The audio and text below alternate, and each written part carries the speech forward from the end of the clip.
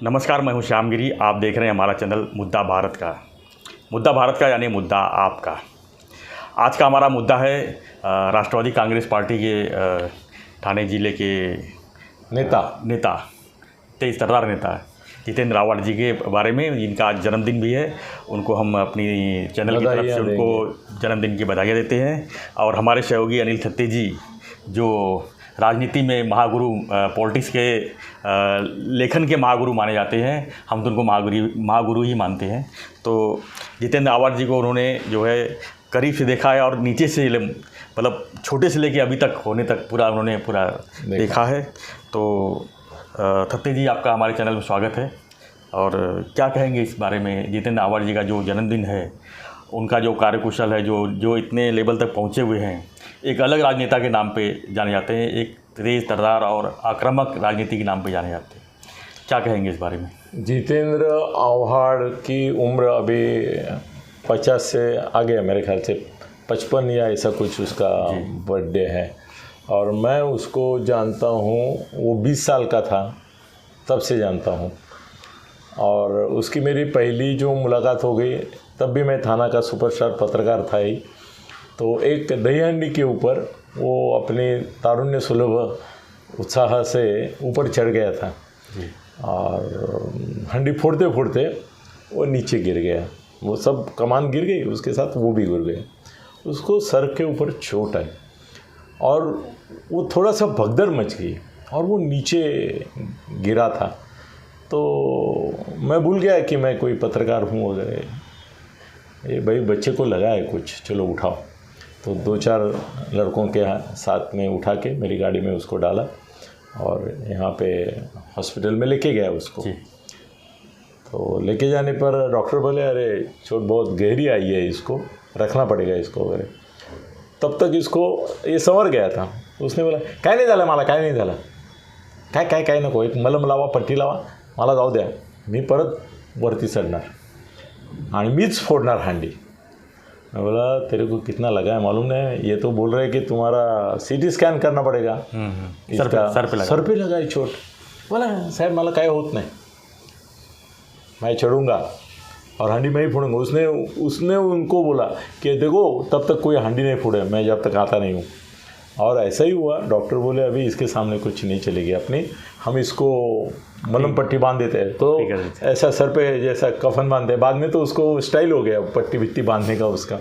वो करके वो गया, वापस चढ़ा और उसने दही हांडी फोड़ के ही उसने दम लिया। तो ये जितेंद्र आव्हाड है। उसके जीवन में मैं पूरा इसका इतिहास जब देखता हूँ, 20 साल से अभी 55 अगर हो गया है तो 35 साल का, तो मुझे हमेशा दिखता है कि वो दही हांडी के करीब पहुंचता है, फिर गिर जाता है, जख्मी भी होता है, मगर उसके अंदर एक ऐसी ज़बरदस्त उमंग है, जिद है कि नहीं, मैं नहीं छोड़ूंगा, कोई भी प्रयोग मैं आधे में नहीं छोड़ूंगा और पूरा ही करके सफल होके ही रहूँगा।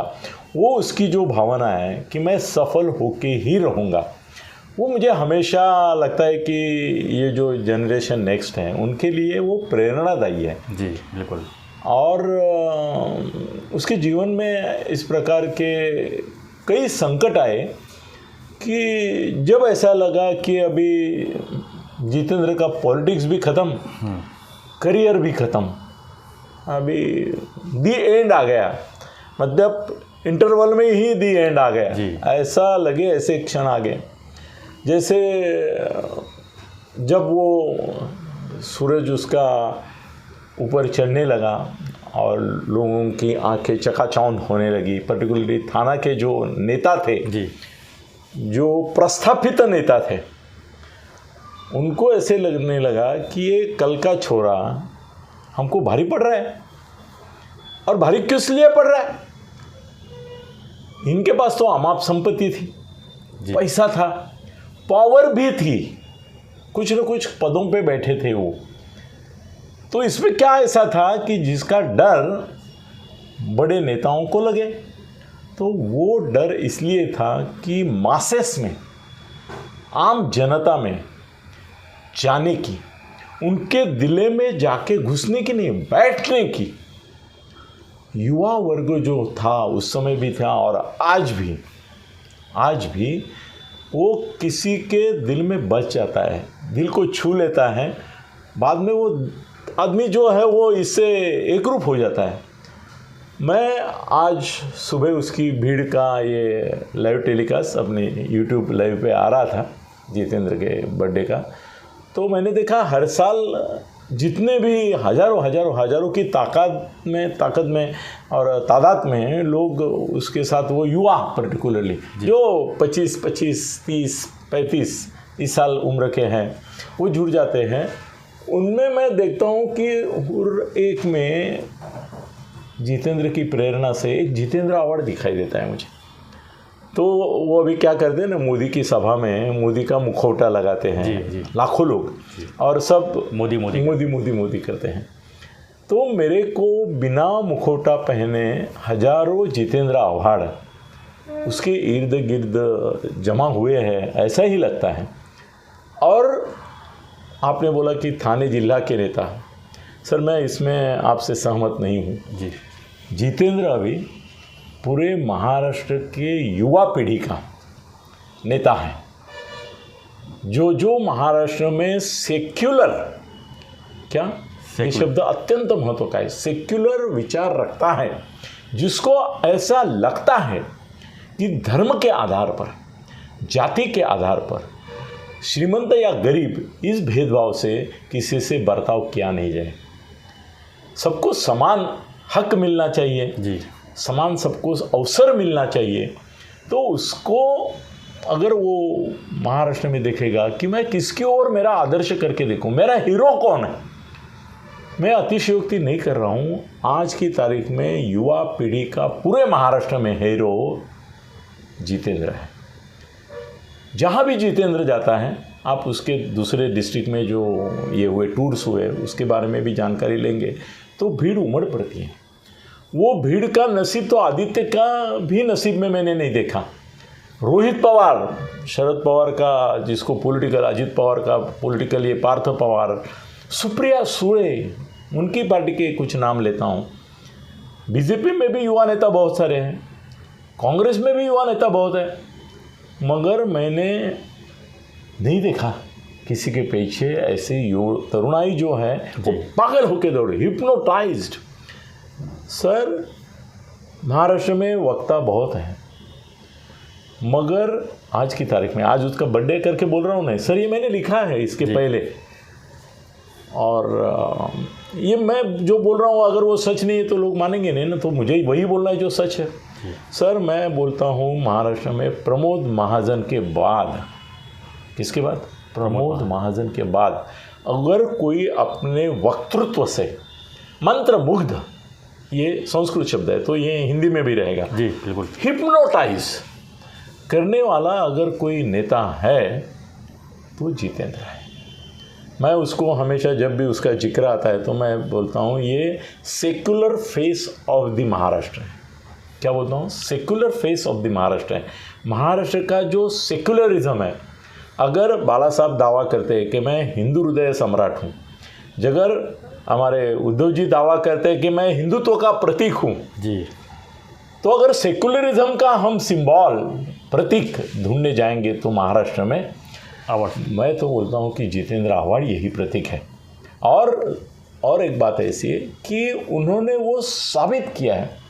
सर ऑलमोस्ट जहाँ पे हिंदू और मुसलमानों की संख्या समान है, कुछ लोगों को ऐसा लगता है कि मुमरा और ये जो उसका कॉन्स्टिट्यूएंसी है कलवा, उसका, वो बोलते, कुछ लोग बोलते वहाँ ना 70-80% मुसलमान हैं।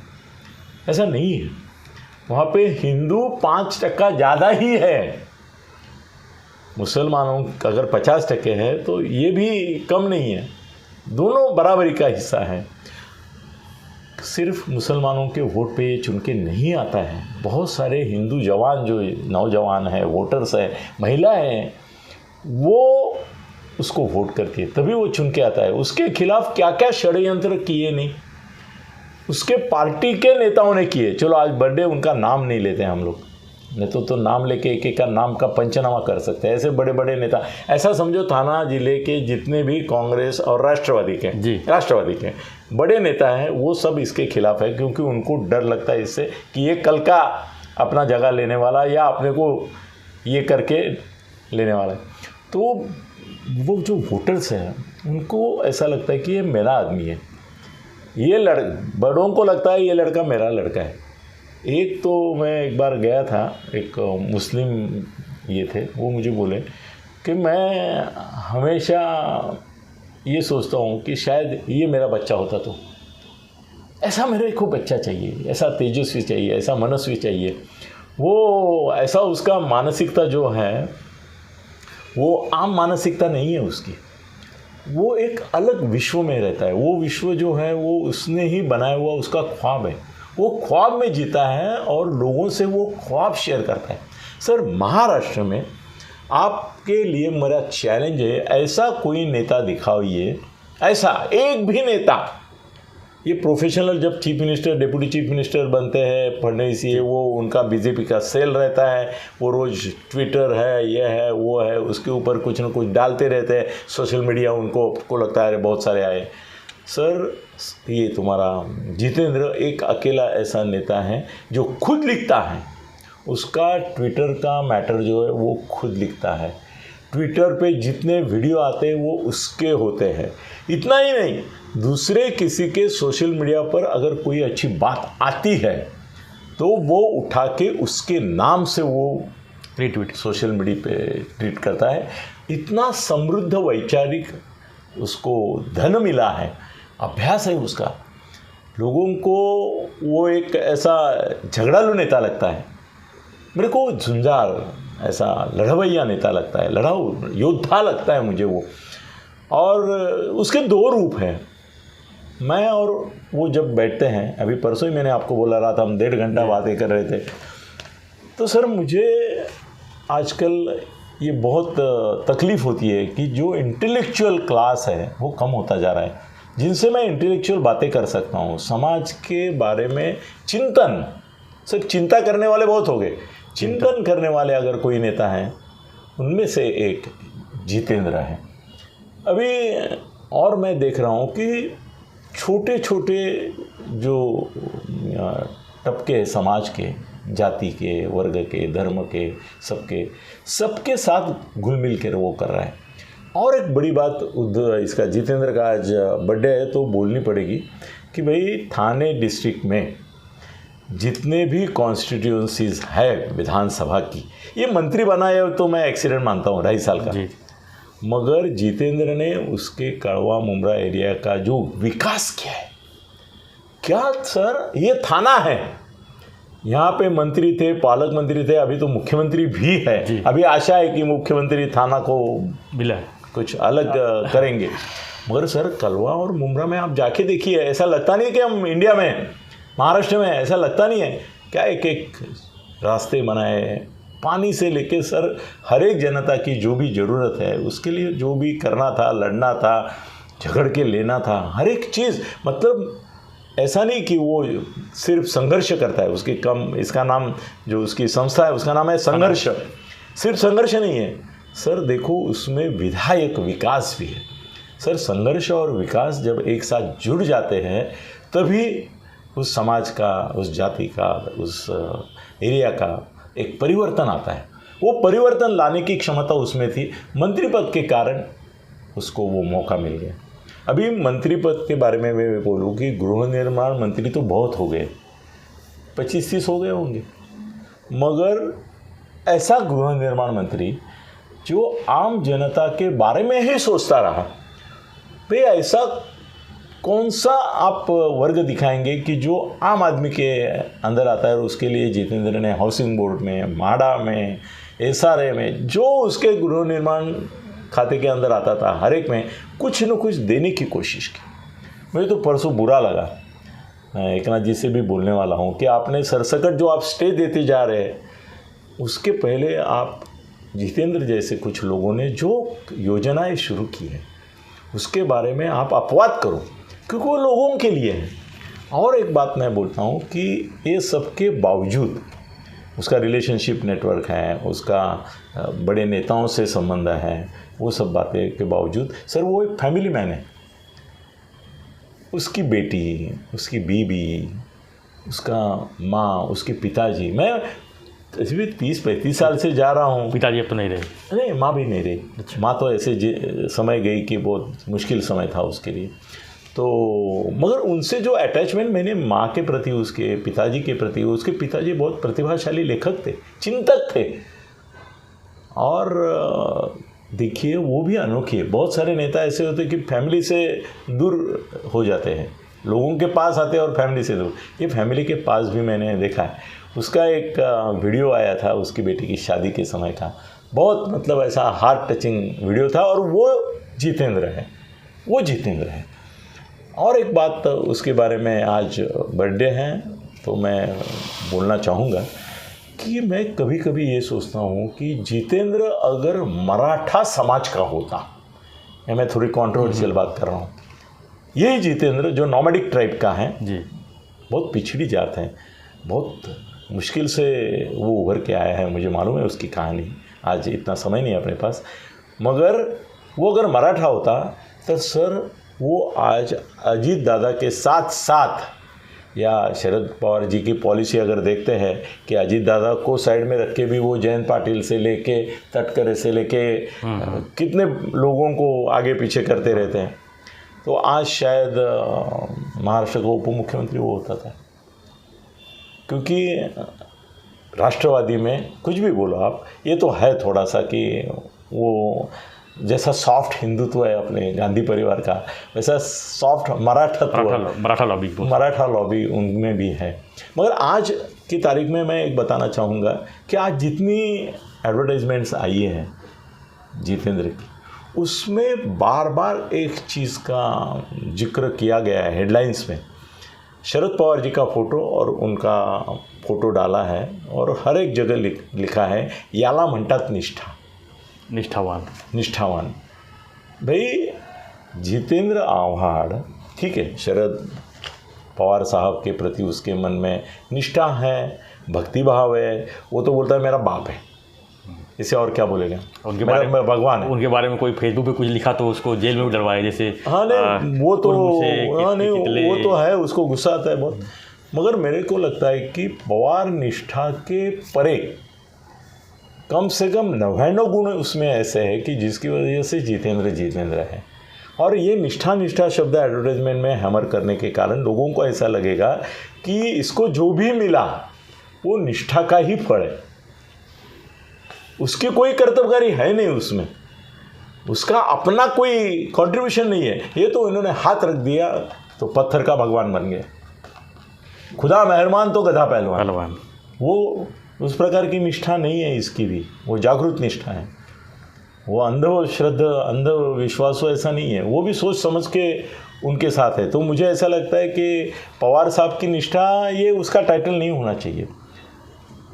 जितेंद्र आव्हाड एक विकास पुरुष है, एक सेक्युलर फेस ऑफ द राष्ट्रवादी है। पवार साहब को जितना लोग राष्ट्र सेक्युलर नहीं मानते, इतना उसको मानते हैं। तो मेरे को लगता है कि वो ठीक है। अभी आज क्या है, बिना बाला साहब के फ़ोटो इनका नहीं चलता, शिवसेना नेताओं का नहीं चलता जी, तो यहाँ भी पवार साहब का फ़ोटो उन्होंने डाला, वो चाहिए ही, मतलब वो ज़रूरी है। और पवार साहब ने इसको समय समय पर बहुत साथ दिया है। जब ऐसी ये आई थी कि अजीत दादा ने बोला था इसको नहीं ये करना, इसको पॉलिटिकली ख़त्म करो, क्योंकि उन्होंने उसके खिलाफ काफ़ी कंट्रोवर्शियल हुआ ये किया था, तो पवार साहब ने उसको संभाल लिया और अपना बच्चा समझ के उन्होंने उसको प्रोटेक्शन भी दिया। और जो स्थान मिला, मान मिला, पवार साहब का उसमें कंट्रीब्यूशन है, ये भी सच है। पर ये भी हमारा सोना है। मैं तो बोलूँगा कि पवार साहब एक ऐसे जौहरी है कि उन्होंने ये हीरे को परख लिया और उसको पहलू बोलते हैं मराठी में, हिंदी में क्या बोलते हैं आप, पहलू पाड़े बोलते हो, वैसे पहलू पाड़े। तो उनका भी योगदान है, मगर ये हमारा हीरा है और हीरो है। धन्यवाद सत्य जी। तो सत्य साहब ने जितेंद्र आव्हाड जी के बारे में काफ़ी बारीकी से विश्लेषण किया। तो आपका हमारा वीडियो कैसा लगा हमें जरूर कमेंट बॉक्स में लिखिए, और इसे वीडियो को लाइक शेयर और सब्सक्राइब करना ना भूलें। और महाराष्ट्र सहित देश की राजनीतिक मुद्दों पर चर्चा के लिए देखते रहिए हमारा चैनल मुद्दा भारत का। धन्यवाद।